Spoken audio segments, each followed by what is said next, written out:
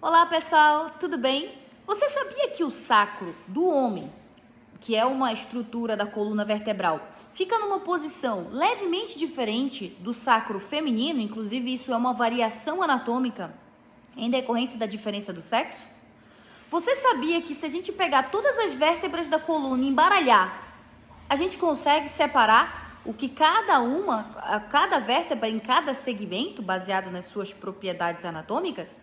Se você não sabe nada disso, assista até o final desse vídeo.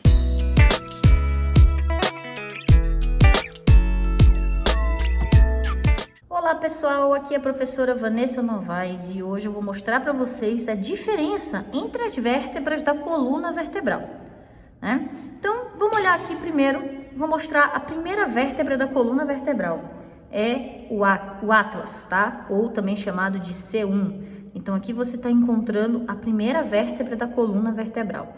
É uma vértebra atípica. Por que é uma vértebra atípica? Porque, diferentemente de uma vértebra típica, ela não possui corpo da vértebra. Olha só aqui, ó. Isso aqui é o corpo de uma vértebra e que a gente não observa na vértebra C1, no Atlas, tá? Então, portanto, é uma vértebra atípica. Outra característica atípica dela é que ela não possui essa espinha aqui que a gente vê ao longo de todas as outras vértebras da coluna vertebral, chamado de processo espinhoso, que é, inclusive, ponto de inserção de um monte de músculo. Então, a gente vê em todas essas, ó, a gente vê em todas elas essa espinha aqui, e aqui também, né, coisa que a gente não vê nela. Então, ela é bem diferente, né? Fora que essa abertura aqui é muito maior do que as outras vértebras da coluna vertebral. Esse canal aqui é o canal por onde passa a medula espinhal, por isso que a função da coluna vertebral é proteger a medula espinhal. Bom, essa face articular superior da vértebra C1 se articula com os côndilos occipitais do crânio e a parte inferior vai se articular com a segunda vértebra, que é uma vértebra atípica também, que é aqui o áxis, que é a segunda vértebra da coluna. Ela é super diferente, né? Primeiro, ela tem o corpo da vértebra, mas olha só, ela tem um negocinho que nenhuma vértebra tem, que é esse dente, é o processo odontoide, também chamado de dente do áxis. E isso é feito de propósito. Por quê? Porque a primeira vértebra da coluna vertebral se articula com o dente do áxis, aqui no seu arco anterior. Então, o arco anterior se articula com o dente do áxis, e isso é importante, formando uma articulação chamada de articulação atlantoaxial, fazendo com que a gente movimente uma vértebra sobre a outra, girando uma vértebra sobre a outra, provocando um movimento do não da cabeça.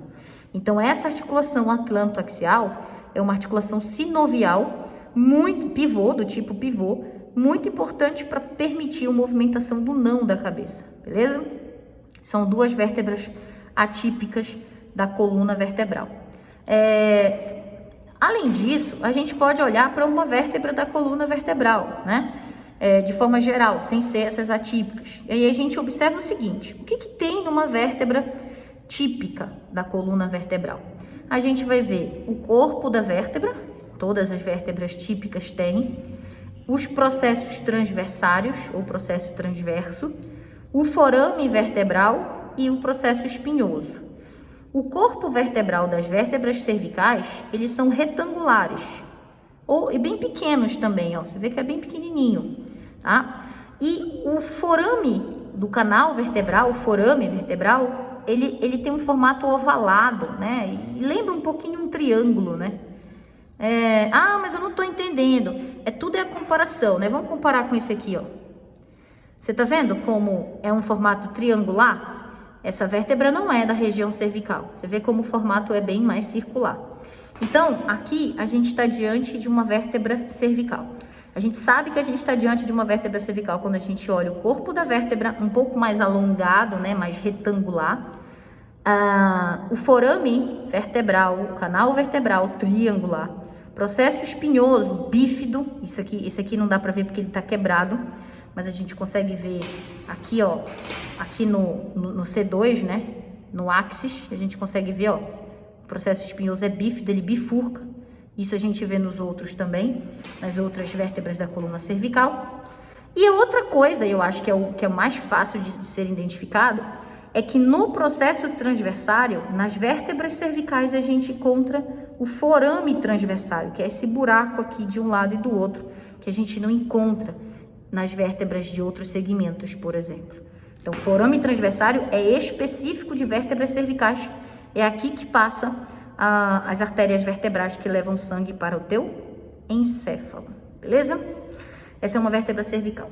Você vê que as vértebras da região cervical, elas estão, né, existe uma articulação entre elas, né, elas estão se articulando. E eu falei para vocês que o processo transverso das vértebras cervicais são todos com forame transversário.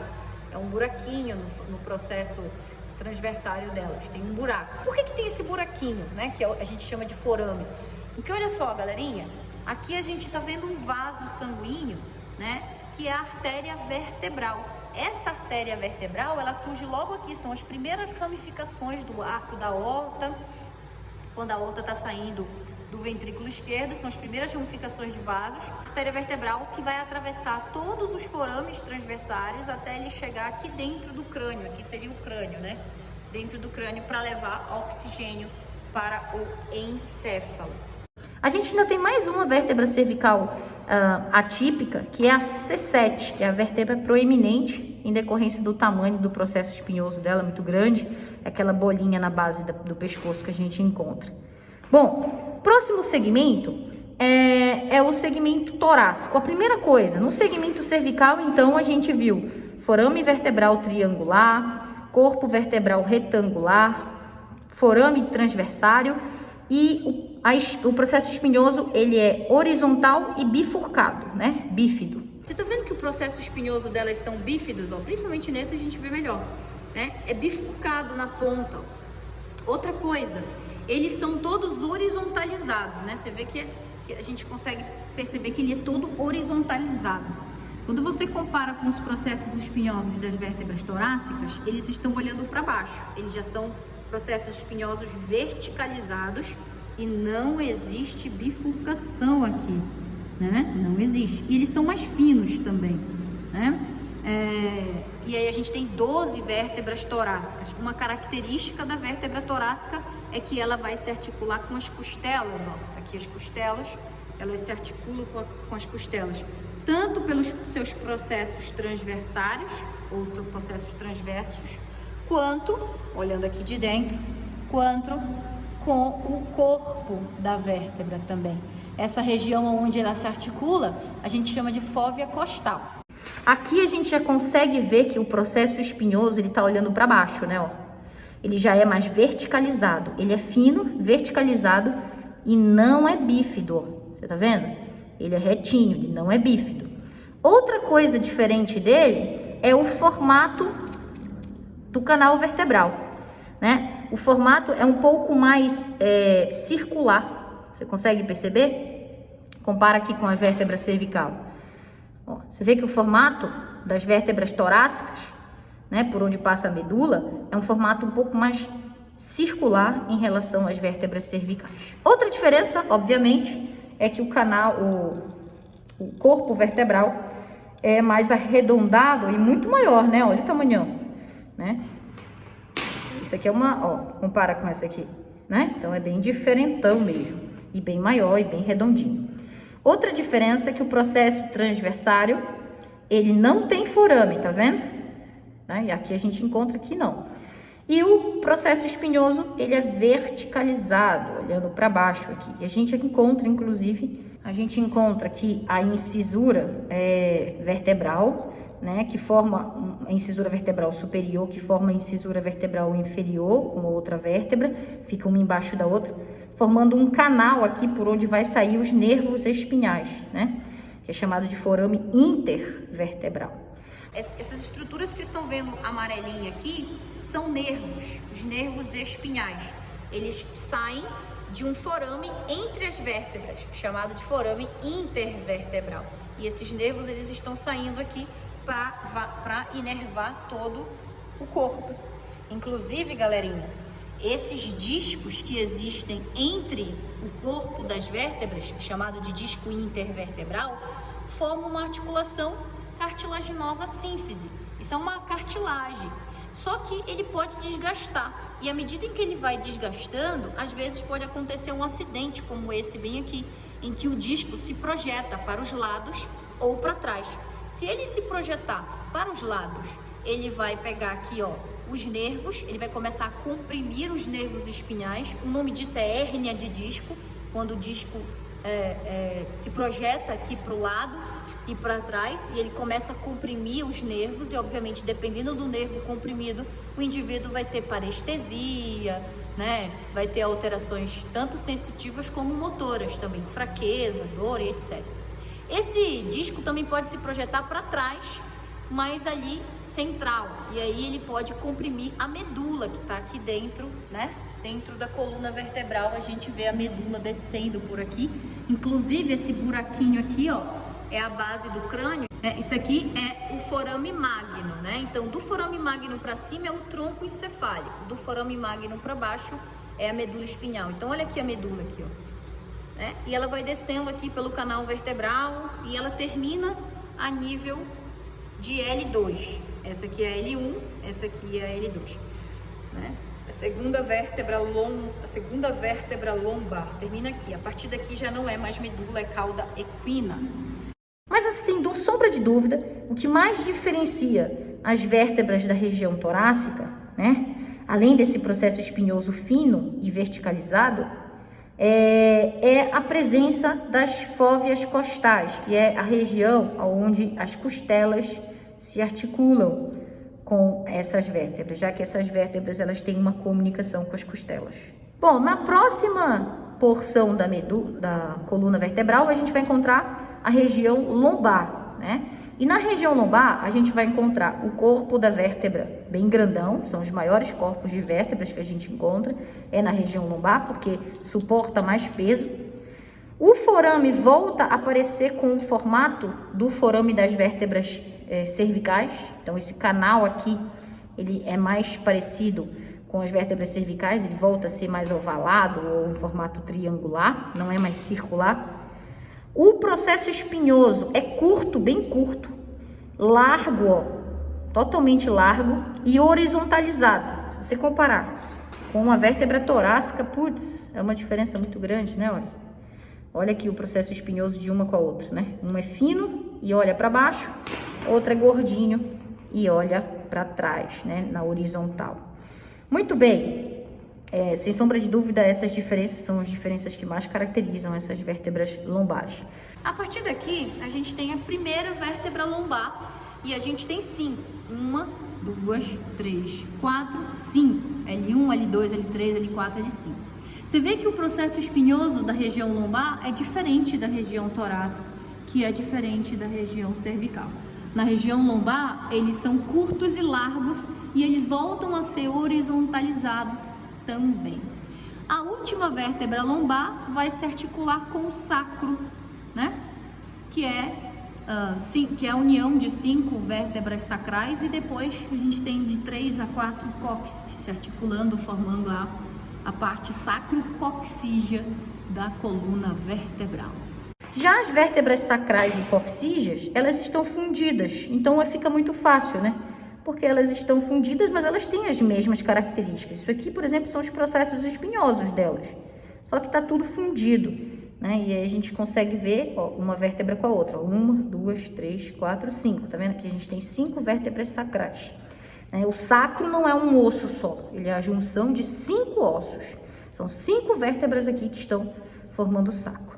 E no finalzinho dele a gente encontra o cóccix. Outra coisa interessante é que o sacro, ó, o sacro, ele se articula com os ossos da cintura pélvica, né? Que é o ilho, o pubis e o isquio. Eles se associam, o sacro se associa com a cintura pélvica. Mas embora a cintura pélvica seja parte do esqueleto apendicular, o sacro faz parte da coluna vertebral, portanto é esqueleto axial, né? Então existe uma articulação aqui entre o sacro e a cintura pélvica. Bom, falando de cintura pélvica, existe uma diferença bem gritante entre a cintura pélvica de um homem e a cintura pélvica de uma mulher. Por exemplo, olhando essas duas cinturas pélvicas aqui, você consegue perceber que a abertura desta aqui é uma abertura muito maior do que dessa aqui, né? Ou seja, aqui é uma cintura pélvica feminina, ela é mais aberta, ó, tá? Aqui a pelve é mais aberta, né? A crista ilíaca está mais afastada, mais aberta. O ângulo entre os dois pubis também é mais aberto, né? E além dessa abertura ser maior para a passagem do bebê, o sacro que está aqui atrás na mulher, ele é mais anterovertido, ou seja, ele é mais para trás, ele é mais posterior, aqui, essa pontinha dele. E essa parte da frente é mais anteriorizada. Ele faz esse movimento aqui para frente, é mais empinadinho, impedindo, por exemplo, que ele ocupe um espaço aqui que passaria a cabecinha do bebê durante o trabalho de parto. Se você comparar o do homem, ó, né, o formato é bem menor, a abertura é bem menor, ó. O ilho é mais fechado, aqui a cintura pélvica é mais fechada, não é tão aberta. E você vê que a posição do sacro é uma posição que a gente chama de retrovertida. Ou seja, o sacro, ele se projeta, essa porção inferior dele se projeta para frente e a porção anterior para trás. Então é a posição retrovertida. E a mulher, posição anterovertida.